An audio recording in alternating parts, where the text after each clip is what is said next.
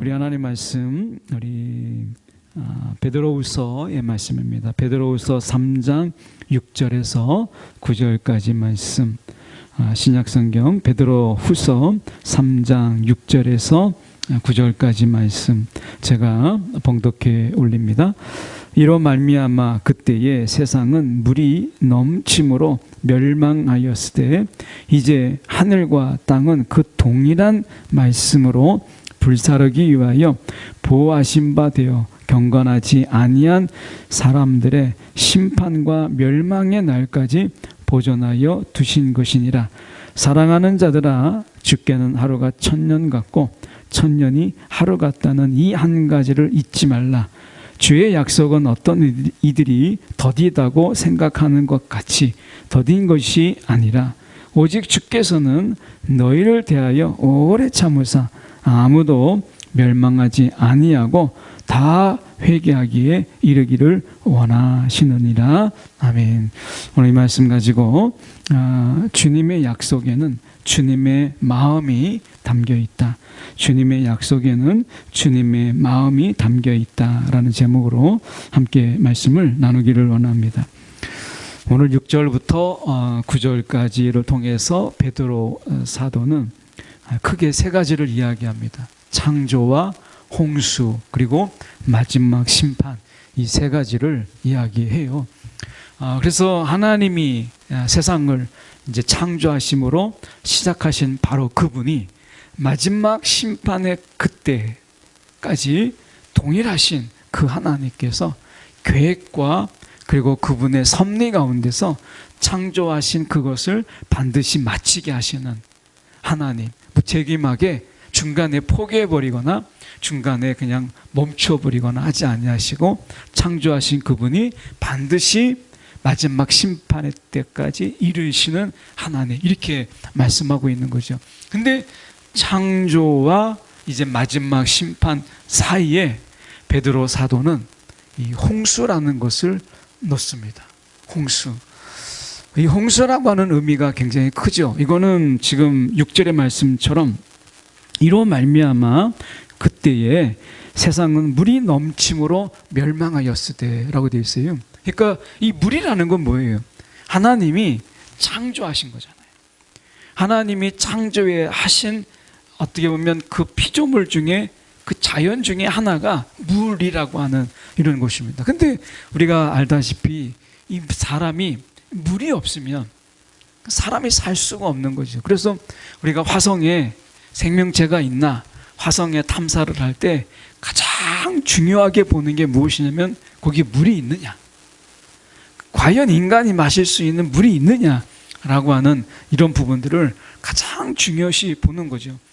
어떻게 보면 이 땅이 나중에 이제 황폐해지고 사람이 살기 정말 어렵다고 할 때 나중에 화성에서 사람들이 살 수 있나, 지구의 제2의 지구로 우리가 화성에 가서 살 수 있나, 이런 것을 생각하면서 엄청난 투자를 하잖아요.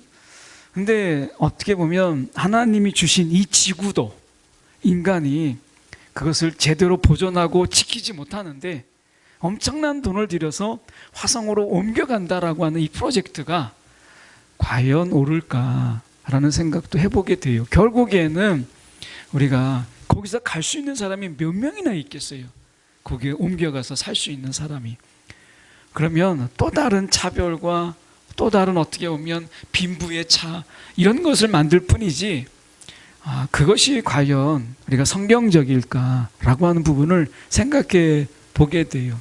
결국 하나님께서 이 아름다운 이 땅을 하나님께서 우리 가운데 주시고 이것을 하나님께서 다스리라 라고 말씀하신 부분 속에서 우리는 하나님의 말씀으로 다시 돌아가서 이 땅을 다스리고 이 땅을 우리가 보존하고 하나님 말씀대로 이 땅을 우리가 아름답게 회복하는 일에 우리가 좀 더 절제하고 우리가 좀 더 자중하고 하는 것이 필요한 것이지, 우리가 또 다른 어떤 우주에 어떤 또 다른 별을 개척하고 거기에 기지를 세우고 사람들이 옮겨가고 하는 것을 우리가 생각한다면 적어도 성경에서 말씀하고 있는 부분에서 우리가 과연 그게 성경적일까라는 생각이 들어요. 어떻게 보면 그 천문학적인 돈, 우리가 화성에 기지를 만들고 하는 그 천문학적인 그 돈으로 이 땅에 가난하고 굶주리고, 그리고 오늘도 약한 알이 없어서 죽어나가는 많은 사람들을 우리가 살릴 수 있지 않을까, 살릴 수 있지 않을까. 그들도 한 영혼이니까. 왜냐하면 우리가 지금 9절에 보면 너희를 대하여 오래 참으사 아무도 멸망하지 아니하고 다 회개하게 이르기를 원하시는 것이 아버지의 마음이거든요. 한 영혼이라도 이 땅에서 사람답게 살면서 하나님을 제대로 알고, 그리고 그 영혼이 돌아오게 하시는 것, 이것이 하나님의 마음인데, 내가 살겠다고 우리가 화성에다가 뭔가를 기지를 만들고 하는 것이 과연 옳은가, 기술이 있다 할지라도 그게 옳은가라고 하는 좀 조심스러운 그런 마음이 좀 생기고요. 어떻게 보면 우리가 마치 이 지구를 포기한 듯한 이런 어떤 인간의 기술, 이런 부분들이 정말 옳지 않은 것은 아닌가 하는 생각을 해보게 됩니다.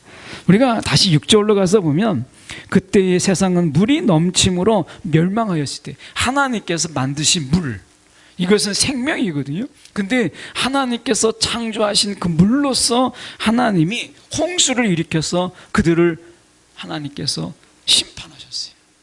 하나님이 만드신 것으로, 그 만드신 것으로 어떻게 보면 거기에 생명이 있고 거기에서 물고기가 살고 사람이 살고 물이 없이 살 수가 없잖아요. 하나님께서 이 물이라는 것을 통해서 하나님이 심판하셨다는 거예요. 하나님의 마음이 얼마나 아프겠어요.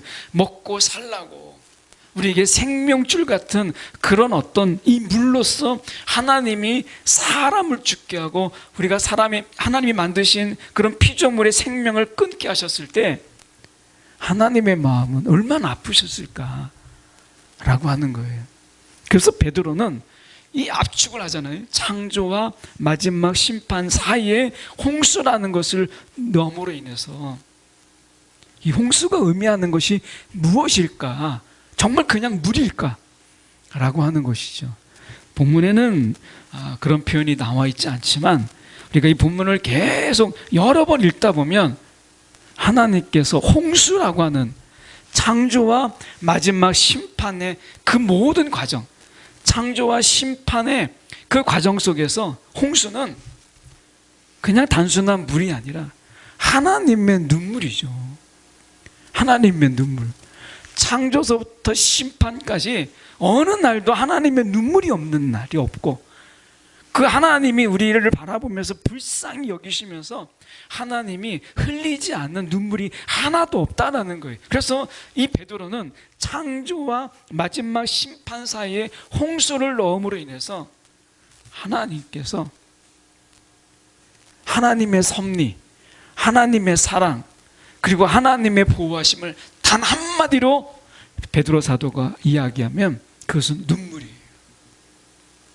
눈물.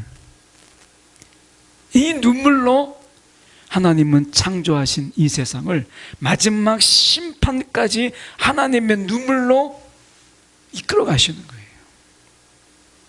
오늘 말씀이 바로 그런 것이잖아요. 우리가 보면 우리가 8절에 보십시오. 사랑하는 자들아, 주께는 하루가 1000년 같고 1000년이 하루 같다는 이 한 가지를 잊지 말라. 이 말씀은 베드로 사도가 시편의 말씀을 그대로 인용한 것이죠. 시편 90편 4절의 말씀에 보면 주님 앞에서는 1000년도 지나간 어제와 같고 밤의 한순간과도 같다. 이게 세번역으로 번역한 것인데요. 이것은 이런 의미가 있어요. 그러니까 우리가 생각할 때는 우리의 시간표가 있잖아요. 우리가 이 시간표, 하루 24시간의 시간표, 1년이라는 365일의 시간이 있어요. 이거는 우리의 시간표죠. 근데 하나님께서는 우리의 시간표를 맞추어서 우리가 주님의 재림이 임하는 것이 아니라 하나님께서는 하나님의 시간표가 따로 있어요. 우리의 시간표와 다른 하나님의 시간표가 있는 것이죠. 그래서 하나님의 시간표는 우리의 시간표와 달라요. 그게 8절에 하루가 1000년 같고 1000년이 하루 같다라고 하는 것은 하나님의 이 계획표, 하나님의 시간표는 우리의 시간표와 다르다라는 거예요. 그러면 하나님께서 그냥 그때 즉흥적으로 미루기도 했다가 좀 땡기기도 했다가 하나님께서 그렇게 일하시는 것이 아니고 때가 참해라고 이야기했을 때 이 때가 참해라고 하는 이 말씀 속에서는 하나님의 시간표, 우리가 알 수 없죠. 그런데 분명히 하나님의 시간표가 있다고 지금 성경은 말씀하고 있는 거예요. 우리의 시간표와 다른 하나님의 시간표가 분명히 그분에게 있어서 그 시간표대로 하나님께서 행하시고 그 시간표대로 이 땅에 예수가 오신 것이고 다시 분명히 그 시간표에 따라서 예수님이 재림하실 것을 말씀하고 있는 것이죠. 그것은 우리는 몰라요. 그 하나님의 시간표를 우리는 이해할 수 없을 뿐만 아니라 우리가 알 수도 없어요. 그러나 지금 사도 베드로가 중요한 것은 무엇이냐면 하나님이 분명히 하나님의 시간표를 가지고 하나님의 계획표를 가지고 지금도 여전히 그 재림의 때가 반드시, 그 심판의 때가 반드시 올 것이라고 말씀하고 있는 것이에요. 오늘 우리의 시간표대로 되지 않는다고 여러분 우리가 낙심하거나 우리의 시간표로 되지 않는다고 우리가 실망할 필요가 없어요. 우리의 시간표대로 역사하시는 분이 아니고 하나님의 시간표대로 역사하시는 분이시기 때문에 우리의 시간표대로 하나님 우리가 기도하고 간구했을 때 역사가 이루어지지 않았다고 해서 여러분 우리가 낙심하거나 때로는 실망할 이유가 없어요. 하나님의 시간표대로 행하시는 하나님이시기 때문에 오늘 주님께서 말씀하시잖아요. 9절에 주의 약속은 어떤 이들이 더디다고 생각하는 것 같이 더딘 것이 아니라 이렇게 말씀하시잖아요. 그러니까 우리가 생각할 때 우리의 시간표로는 정말 더디요. 우리가 기도하잖아요. 이 시간 우리가 기도할 텐데 우리가 기도할 때 여러분 기도한 것이 어떤 것은 즉각적으로 하나님께서 응답하실 때도 있어요. 근데 어떤 것은 내가 기도했다는 사실도 막 잊어버릴 때쯤에 하나님께서 기도의 응답을 주실 때도 있죠. 5만 번의 기도 응답을 받은 조지 뮬러라는 책에서 많은 기도 응답이 나오지만 그러나 5만 번 기도 응답을 받은 조지 뮬러의 후기도 있잖아요. 그의 친구가 있습니다. 조지 뮬러의 친구. 근데 조지 뮬러가 죽고 나서 약 한 거의 50년 될 수 있는 굉장히 몇십 년이 흐른 그때에 그의 친구가 돌아오죠. 그의 조지 뮬러의 친구가 다시 주님께 돌아오는 것은 조지 뮬러가 그 친구를 놓고 늘 기도했는데 조지 뮬러가 죽고 몇십 년이 흐른 다음에 그 친구가 주님께로 나와요. 그러니까 어떤 기도 응답은 즉각적인 기도 응답. 조지 뮬러의 5만 번의 기도 응답받은 기도 책에 보십시오. 그 아이들이 아침에 먹을 게 없어요. 근데 조지 뮬러가 기도하죠. 근데 그날 아침에 바로 길을 잘못 들었던 베이커리 차가 한 트럭이 빵을 가득 실었는데 길을 잃어요. 이 유통기간이 굉장히 짧은 그런 빵인데 그걸 빨리 아침에 새벽에 갖다 줬어야 되는데 이미 벌써 점심때가 가까운 거죠.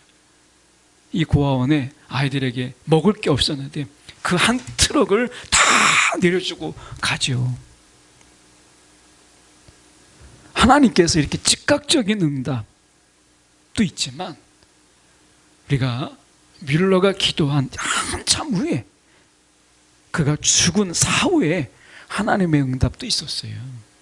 그것은 결국 우리의 시간표대로 하나님께서 역사하시는 것이 아니고 하나님의 시간표대로 역사하신다라고 하는 것입니다.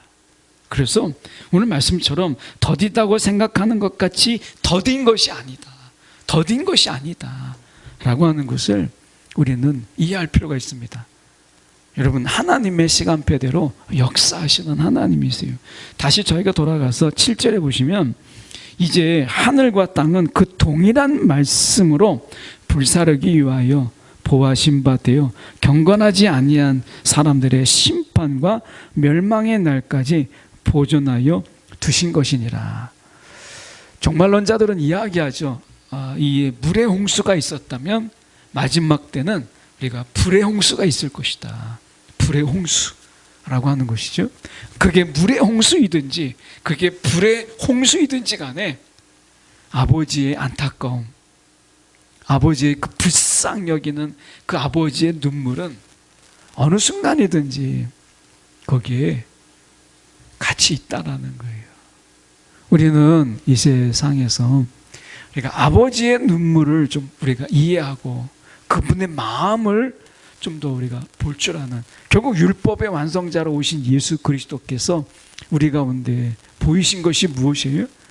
아버지의 그 생각, 아버지의 말씀, 아버지의 계획, 이것도 물론 전했지만 예수님께서 이 땅에 오셔서 정말 우리 가운데 새롭게 다가온 것은 그 아버지의 마음이죠. 아버지의 마음. 하나님이 일하시는 방식과 그리고 하나님이 전하라고 하는 그 계시와 그리고 하나님이 이제 말씀을 이루시는 가운데 그 말씀의 행하심, 이런 것이 분명히 있었지만 예수님께서 이 땅에 오셔서 정말 우리가 놓치지 아니하고 했던 것은 아버지의 마음. 이 아버지의 마음을 우리가 전하는 일에 굉장히 마음을 기울였던 것을 우리가 보게 돼요. 그래서 예수님을 보고 아버지의 마음이 어때 있는지 하는 것을 우리가 깨닫게 하시는 거죠. 모세는 그가 온유한 자였지만 정말 하나님의 맡겨진 일을 정말 성실하게 감당했던 모세잖아요. 근데 그가 가나안 땅에 들어가지 못했던 결정적인 이유가 무엇이겠어요? 사람들이 늘 그랬지만 불평하면서 마실 물이 없다, 우리가 마실 물이 없다라고 불평할 때 모세가 반석을 쳐서 물을 그들에게 내라라고 하나님께서 말씀하셨는데 그 짜증을 내면서 그리고 온갖 그 얼굴에 막 험상궂은 표정으로 바위를 쳐서 물을 내면서 내가 바위를 쳐서 물을 내랴 라고 이야기했던 그 부분, 그들에게 있어서 하나님께서는 그들에게 마실 물이 없는 물을 가지고 불평하는 그들 모습 속에서 하나님은 분노가 아니라 그들을 불쌍히 보시는 아버지의 마음을 모세를 통해서 드러내기를 원하셨지만 모세는요 화를 내면서 막 짜증을 내면서 내가 반석을 쳐서 물을 내랴 라고 했던, 물은 주었지만 아버지의 마음을 전하는 일에 그가 실패했죠. 예수님께서는 우리가 이 땅에 오셔서 아버지의 마음을 전하는 일에, 특히 아버지의 그 눈물, 이 아버지의 눈물을 전하는 일에 예수님은 단 한순간도 실패하지 않으십니다. 하다못해 나사로가 죽고 나흘 만에 이제 냄새나고 부패한 냄새가 나는 그 나사로 집에 가서 그 나사로를 좀 있으면 살리실 것인데 많은 사람들이 이 나사로의 죽음 앞에서 우는 모습을 보고 예수님께서 우시잖아요. 아버지의 마음이죠. 예수님께서는 이 땅에 오셔서 아버지의 마음을 불쌍히 여기고 그리고 긍휼히 여기고 그리고 주님께서 사랑하는 이 마음을 그대로 보이셨어요. 어쩌면 안식일의 주인으로 이 땅에 오신 예수님께서는 결국 그 안식일 속에서 안식일의 주인이다 라고 하는 이 부분 속에서 예수님은 우리가 안식일에 그 뭔가를 지키기 위해서 바리새인들이 사두개인들이 만들어 놨던 안식일에 관한 그 중에서 많은 것들이 있지만 그 중에 대표적인 게 39가지 카테고리로 들어가는데 그 39가지를 지키기 위해서 자신들은 늘 지킬 수 있지만 삶을 살아가면서 버거운 삶을 살아가면서 그들이 지켜야 되는 그 무거움, 이것을 안타까이 여기시면서 이 땅에 친히 안식일의 주인으로 오신 것이 예수님이시잖아요. 쉼을 주고 위로를 주고 뭔가 그들의 마음을 다독거리는 그런 하나님의 이 쉼의 날, 평안의 날을 하나님께서 주시기 위해서 이 땅의 안식일의 주인으로 오신 예수 그리스도.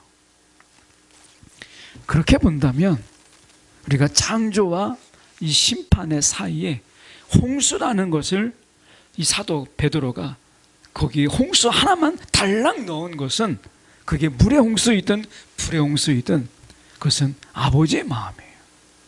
아버지의 눈물이죠. 이 눈물을 보여주는 것이 바로 9절입니다. 9절에 보면 이렇게 말씀하세요.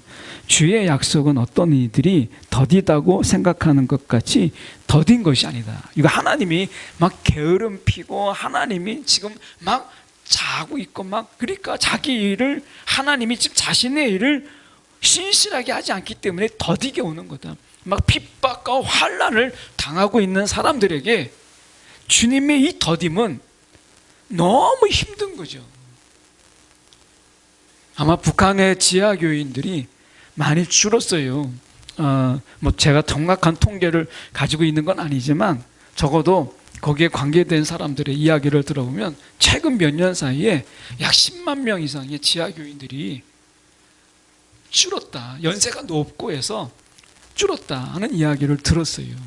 그래서 한때 뭐 40만이다, 뭐 50만이다 했던 게 지금 20만도 되기 어렵다 이런 이야기를 하는데 정확한 통계는 아닙니다. 어쨌든 많이 숫자가 줄었다고 이야기를 해요. 그런데 생각해 보세요. 그 이 북한의 지하교회 성경만 가지고 있어도 죽게 되고요. 가족이 다 죽잖아요. 성경만 발견돼도. 그런 그들이 이불을 몇 겹씩 싸서 그 속에서 기도하고 눈물로 기도하는 그들. 살아있는 신앙, 정말 하나님을 정말 두려워하는 마음으로 자기 신앙을 지키고 있는 저 북한 땅에서 그 환난과 핍박과 그 억눌림, 이것을 아시는 주님께서 빨리 오시면 좋은데 그들에게는 얼마나 더디게 느껴지겠어요. 정말 그들은 하루하루가 너무나 더딘 이런 순간들이 아니겠어요? 중국은 지금 이 코로나를 핑계로 해서 지금 3년 넘게 중국에서는 지금 교회가 모이지 못합니다. 그래서 중국 모 지역에 있는 저희가 세운 교회도 지금 교회가 모이지 못해서 한 가정집에 겨우 10명 좀 남짓 모입니다. 한때 45명 막 이렇게 막 모였던 그 교회가 하도 모이지 못하게 해서 10명 남짓 겨우겨우 숨죽여 가며 찬양도 크게 부르지 못하고 그들에게 지금 주님이 정말 이것을 빨리 풀어줬으면 하는 그런 간절함이 얼마나 크겠어요. 오늘도 환난과 핍박 속에서 생명의 위협을 받고 있는 그들에게 주님이 너무나 더딘 거죠.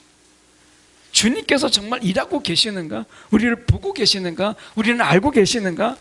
오늘도 육체와 고통 속에서 육체의 고통과 아픔과 또는 고통과 괴로움 속에서 우리가 몸이 또는 마음이 그렇게 있을 때 이 주님의 일하심은 너무나 더딘 거예요. 주님의 오심이 너무 더딘 거죠. 주님의 약속은 너무나 더디게 오는 거예요. 근데 오늘 보면 더딘 것이 아니라 이렇게 말씀합니다. 오직 주께서는 너희를 대하여 오래 참으사. 오늘 하나님은 오래 참으세요. 이 참으사 아무도 멸망하지 아니하고 다 회개하기에 이르기를 원하시느니라 라고 하는 거예요. 이 부분은 좀 어려운 해석입니다. 그러니까 아무도 멸망하지 아니하, 이 만인 구원설, 모든 자가 결국에는 다 구원을 받는다, 이런 만인 구원설도 있습니다. 그런데 이건 적절한 번역이 아니고 적절한 해석은 아니고요. 왜냐하면 분명히 마지막 때 심판이 있다고 말씀하셨고 모든 자가 다 마지막에는 결국엔 다 구원받는다라고 말하는 것은 예수님께서 말씀하시는 부분하고 많이 배치가 되죠. 그래서 여기에서는 만인 구원설이 아니라 아무도 멸망하지 아니하고 다 회개에 이르기를 원하는 마음으로 주님께서, 이 아버지의 마음은 바로 이거죠. 이 마음으로 지금 오래 참으시고 계신다. 이것을 역설적으로 이야기하면 주님이 재림하시는 그때에는 더 이상 회개가 없다. 회개가 없고 구원이 없다라는 거예요. 예, 그때는 오직 심판이에요. 예수님의 첫 번째 오심은 구원자로 오시지만 다시 오실 그 날에는 심판주로 오시기 때문에 회개가 없어요. 오늘 주님께서 아버지의 마음이 뭐예요? 아무도 멸망하지 아니하고, 그게 악인이라 할지라도 하나님께서는 악인의 죽음을 기뻐하지 않으시잖아요. 그러니까 아무도 멸망하지 아니하고 다 회개하기에 이르기를 원하시는 이 아버지의 마음 때문에 오래 참으심으로 지금 계시는 거죠. 그러나 그 오래 참으심이 하나님의 계획을 폐지하거나 하나님의 시간표를 무르거나 하는 건 아니에요. 지금 아버지의 마음을 말씀하고 있는 거죠. 오래 참으심으로 다 돌아오기를 원하시는 이 말씀이에요. 하박국서의 2장 3절에 보면 이렇게 되어 있습니다. 이 묵시는 정한 때가 되어야 이루어진다. 끝이 곧 온다는 것을 말하고 있다. 이것은 공연한 말이 아니니 비록 더디더라도 그때를 기다려라. 반드시 오고야 만다. 늦어지지 않을 것이다. 하박국서 2장 3절의 새 번역입니다. 여러분, 비록 더디더라도 그때를 기다려라. 기다려라. 어떻게 보면 우리가 환난을 받는 자, 핍박을 받는 자는 그들에게 주님을 알고 있기 때문에, 그리고 주님을 믿기 때문에 그들은 환난이 있고 핍박이 있는 거잖아요. 그런데 아직 주님을 알지 못하는 자, 그들의 영혼에 대한 주님의 안타까움을 말씀하시는 거예요. 그러니까 환난을 당하고 핍박을 당하고 그렇게 어려움 속에 있는, 예수를 믿기 때문에, 예수 이름 때문에 그렇게 당하고 있는 그들의 고통을 주님께서 모르시는 게 아니라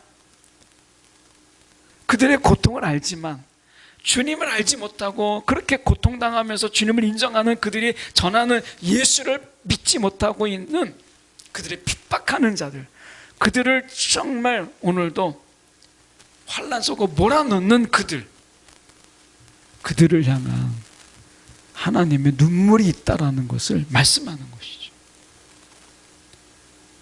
주님은 편가르기를 통해서 핍박받는 자의 하나님만 되고 가해자의 하나님이 아닌 것은 아니라는 거예요. 오늘 그들도 그 핍박당하는 자들이 전하는 복음을 듣고 돌아오기를 원하시는 아버지의 마음이 있다라고 하는 것을 우리는 알아야 된다. 오늘 말씀하고 있지 않습니까? 오늘 우리가 이 시간에 핍박당하는 자들 뿐만 아니라 그 핍박당하면서 전하는 그 복음을 그들도 듣고 그들 또한 하나님께 오래 참고 계시는 그분 앞에 돌아오기를 원하는 우리의 그런 마음, 아버지의 마음을 우리가 갖는 것, 이게 참 중요하다라고 말씀하고 있는 것입니다. 저는 이 말씀 속에서 우리의 가족들, 오늘 분명히 더딘 것 같지만 분명히 그때가 옵니다. 나중에 회개의 때가 없어요. 우리가 하나님의 오래 참으심 속에서 우리가 아는 사람들부터 우리의 가족들부터 다 회개하고 돌아오기를, 그래서 아버지의 근심이 아니라 아버지의 기쁨이 되는 그런 우리의 가족들, 우리의 지체들이 되기를 간절히 소망합니다.